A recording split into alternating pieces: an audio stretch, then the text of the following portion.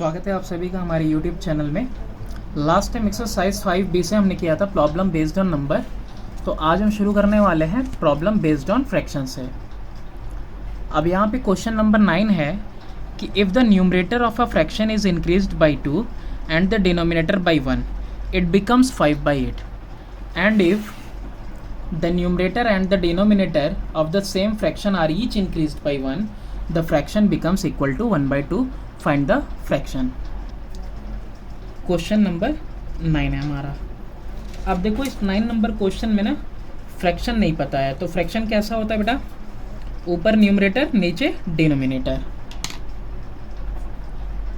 तो अब यहाँ पे हम क्या कर लेंगे, न्यूमरेटर को समझ ही गए हो गया x लेंगे और डिनोमिनेटर को क्या लेंगे y।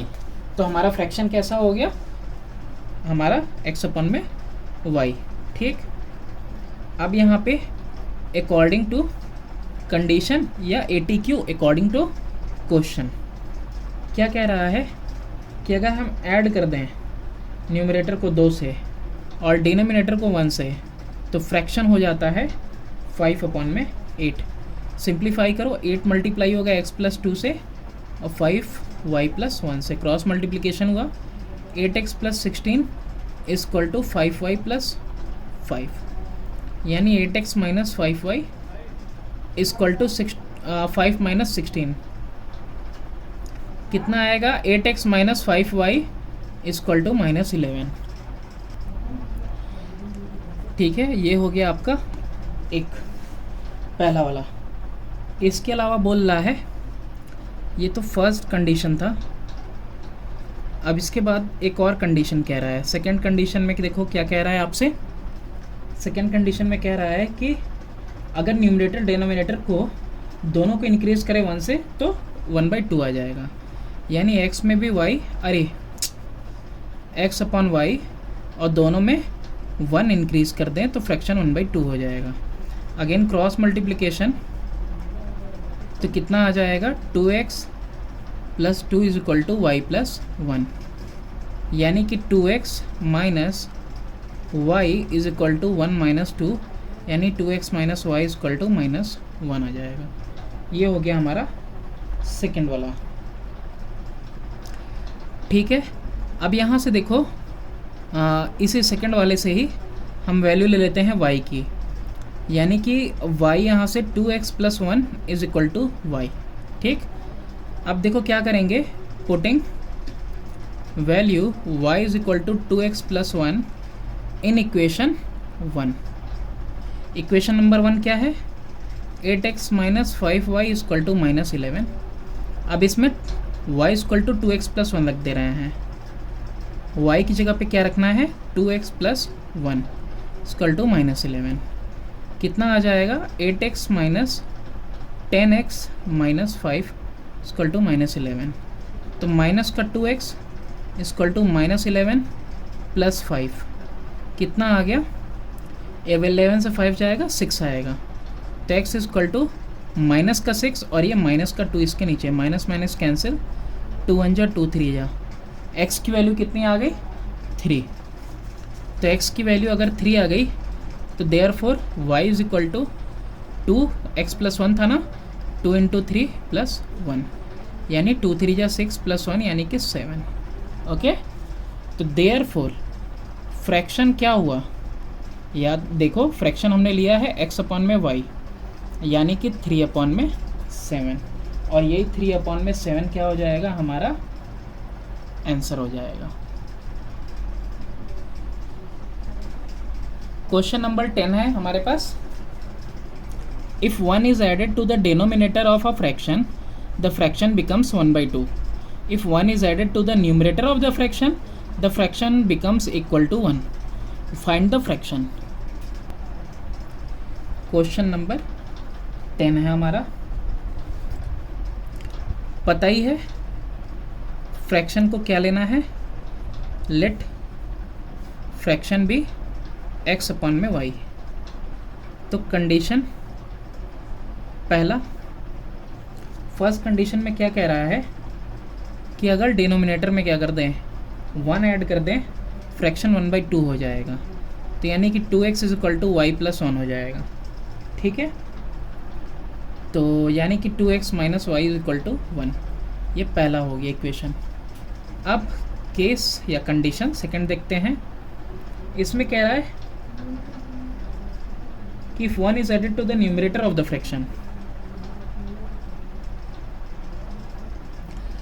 1 ऐड कर दें न्यूमरेटर में और डिनोमिनेटर वैसा ही रहे, तो वैल्यू क्या आ जाएगी 1, यानी कि x plus 1 is equal to y by cross multiplication, तो x minus y is equal to -1, ये सेकेंड हो गया। तो पहला और दूसरा डायरेक्टली क्या कर दो, सब्ट्रैक्ट कर दो, तो सेकेंड माइनस फर्स्ट, सेकेंड यानी कि x minus y equal to -1 upon में 2x minus y equal to 1। Sign change होगा, यहाँ माइनस, यहाँ प्लस और यहाँ माइनस, तो x में से 2x तो -x, y cancel equal to -2, minus दोनों साइड का कैंसिल, तो x की वैल्यू कितनी आ गई 2।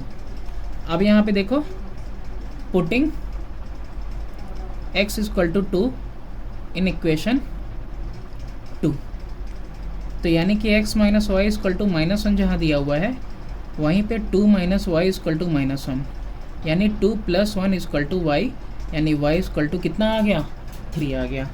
तो हमारा फ्रैक्शन कितना हो जाएगा, therefore fraction is equal to 2 upon में 3।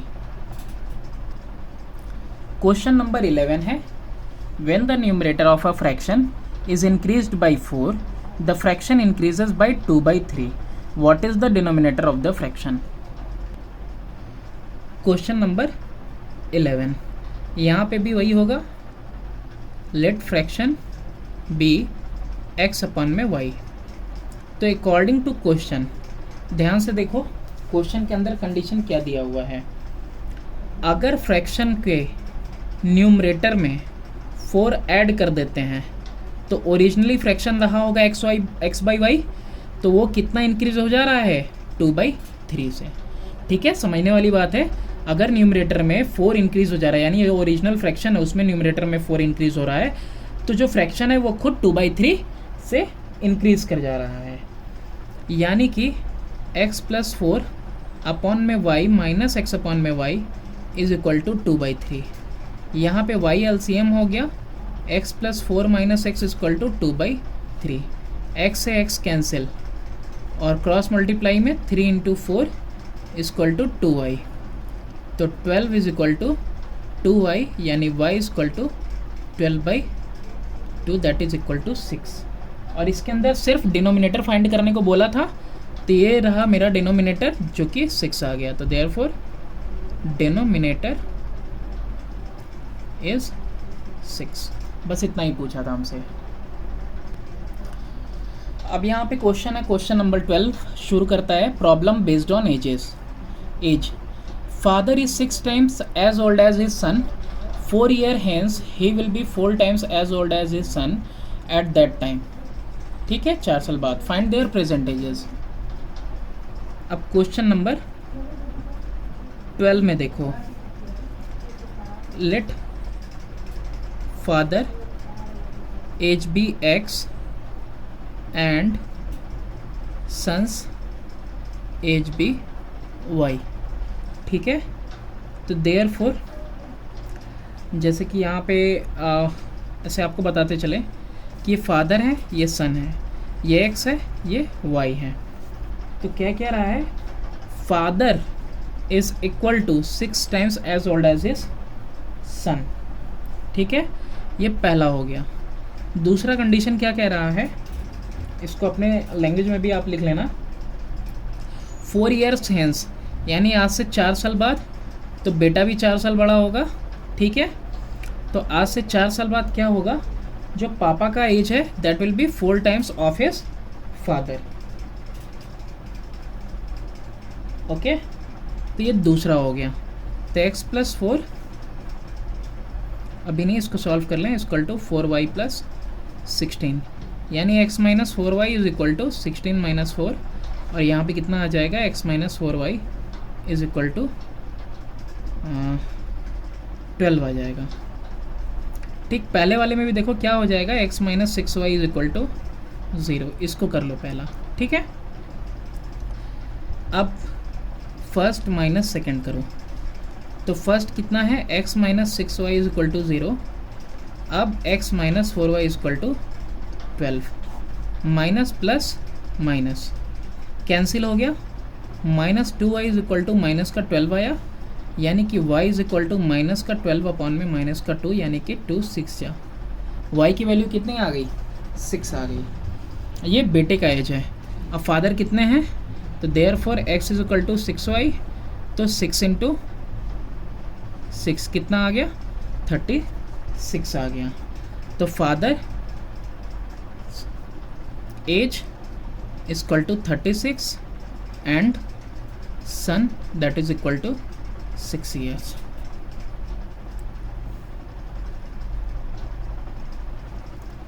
क्वेश्चन नंबर 13 है कि the age of father is 3 year more than 3 times, 3 year more than 3 times age of the son. 3 years hence father's age will be 10 years more than twice the age of the son. Determine their present ages. Question number 13, again father हैं, son हैं, let their ages be x and y। Okay, अब यहाँ पे क्या है, पहला condition, पहले condition में कह रहा है सन का, फादर का, the age of the father is 3 year more than 3 times of his son। the age of father is equal to 3 times में 3 और, ठीक है, ये एज है पापा का, यानी x minus 3y is equal to 3। ये पहला कंडीशन हो गया, केस 1, या फिर कह दो इसको कंडीशन 1। अब दूसरा कंडीशन सेकंड क्या कह रहा है, कंडीशन सेकंड कह रहा है कि 3 year hence।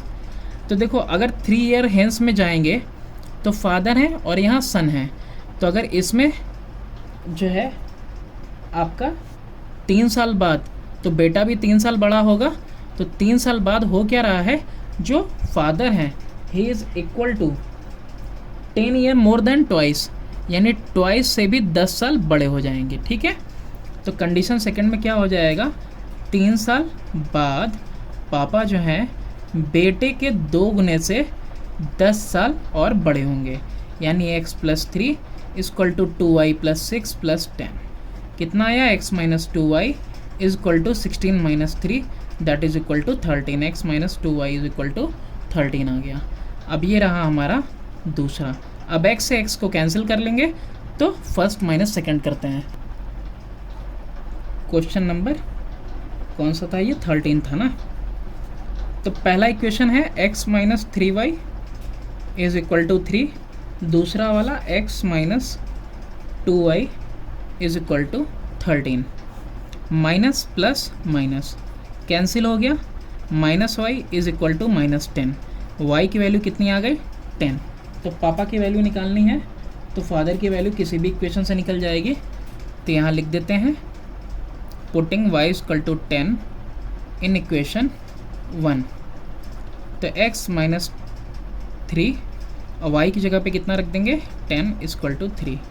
तो x माइनस 30 इक्वल टू 3, यानी x equal to 30 plus 3 that is equal to 33। तो फादर की एज कितनी आ गई, फादर की एज 33 आ गई। तो therefore father's age 33 and son's कितना आ गया, 10 years।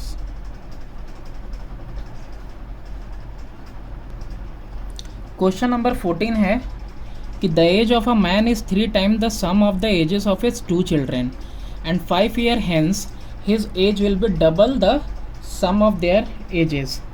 तो find his present age. Question number 14, father का एज x और सन, 2 बेटे हैं a प्लस b, इन दोनों का एज ले लो आप एक साथ y, ठीक है, ध्यान देना। तो कंडीशन पहला वाला क्या कह रहा है, कह रहा है कि the age of a man is 3 times the sum of the ages of his 2 children, यानी कि जो फादर का एज है that is equal to 3 times the sum of the ages of his children 3y। ये पहला हो गया। कंडीशन सेकंड वाला क्या कह रहा है? कह रहा है कि 5 years hence his age will be double the sum of their ages। तो 5 साल बाद तो पापा में भी 5 साल जुड़ेगा और बच्चों में भी 5 साल, यानी टोटल वाई में कितना साल जुड़ेगा? 10 साल जुड़ेगा। यही चीज़ ध्यान देने वाली बात है। तो यानी कि जो पापा का एज होगा will be equal to twice y plus 10। तो यानी कि x plus 5 is equal to 2y plus 20। Solve करो इसको। तो यहाँ पे लिख दे रहे हैं x की जगह पे 3y लिख रहे हैं, ठीक है। x की जगह पे एरो दे दिया है और यहाँ वैल्यू है 3y plus 5 is equal to 2y plus 20, ठीक, since x is equal to 3y।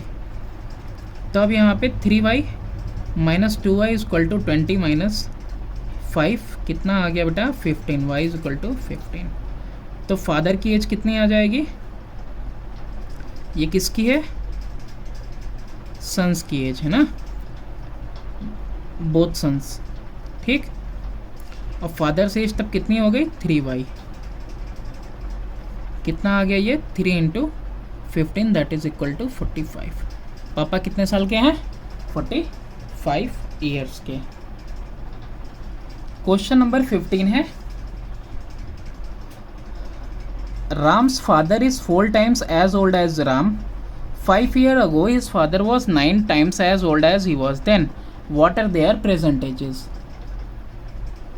Question number 15 देखो, यहाँ पे राम्स फादर और यहाँ पे है राम, इनका x और इनका y ले लिया, ठीक है। Present ages, late present ages Ram's father का x और राम का y, ठीक है, लिख लेना अपने से। अब इसके अलावा कंडीशन पहली क्या कह रहा है कि Ram's father is 4 times as old as Ram. Ram के पापा जो हैं 4 गुना है राम से, ये हो गया पहला। कंडीशन सेकंड क्या कह रहा है? कह रहा है कि 5 years ago his father was 9 times as old as he was then।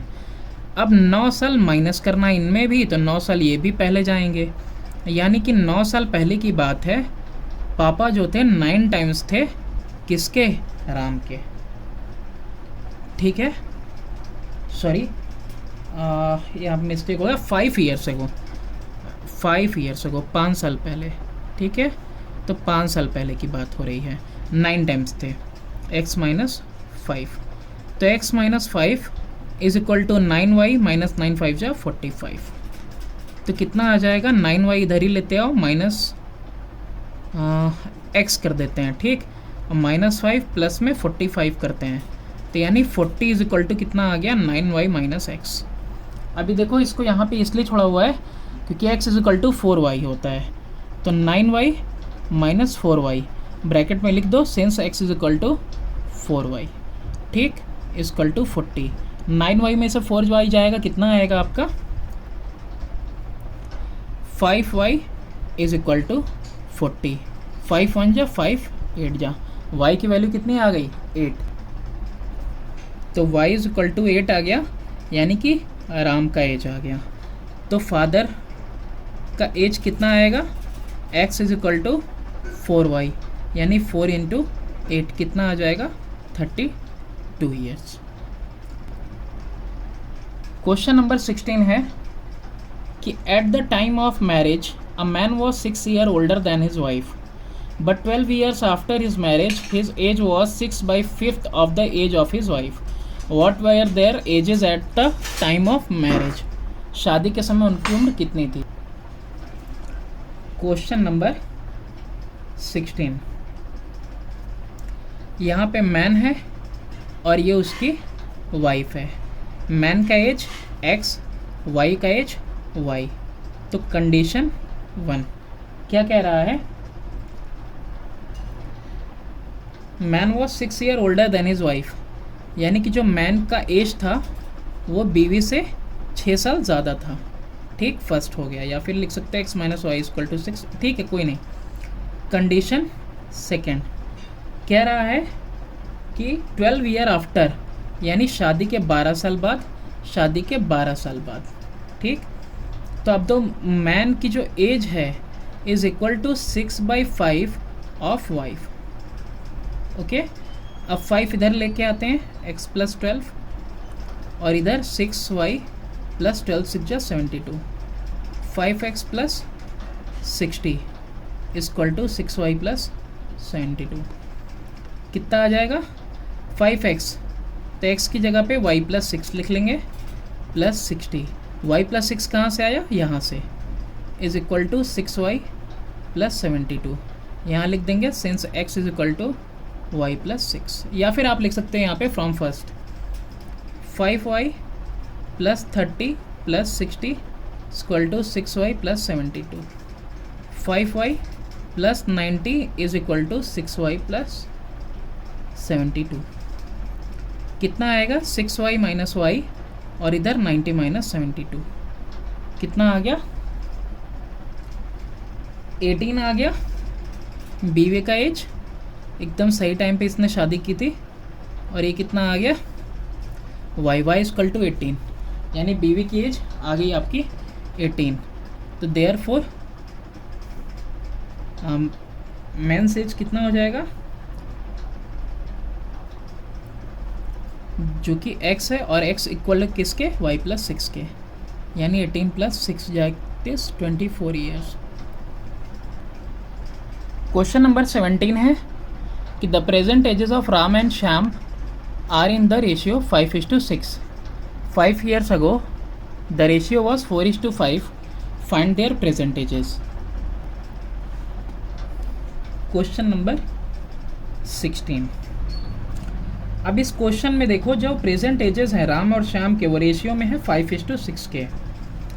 तो राम x ईयर्स, और यहाँ पे श्याम का कर लेते हैं y ईयर्स। तो देयरफॉर इनके जो उम्र है इसका रेशियो कितना है? दैट इज इक्वल टू 5/6, यानी कि 6x is equal to 5y, ठीक है, या फिर x is equal to 5/6y। ये हो गया हमारा। इसके अलावा और क्या कह रहा है? कह रहा है कि 5 years ago, तो लिखते हैं 5 years ago राम कितना हो जाएगा? x माइनस 5, और श्याम कितना हो जाएगा? y minus 5। तो 5 साल पहले इनके उम्र का जो रेशियो था 4:5 था। तो 5 years ago according to question x minus 5 upon में y minus 5 was equal to 4/5। Cross multiplication 4y minus 5 कितना आएगा? 5x minus 25 equal to 4y minus 20।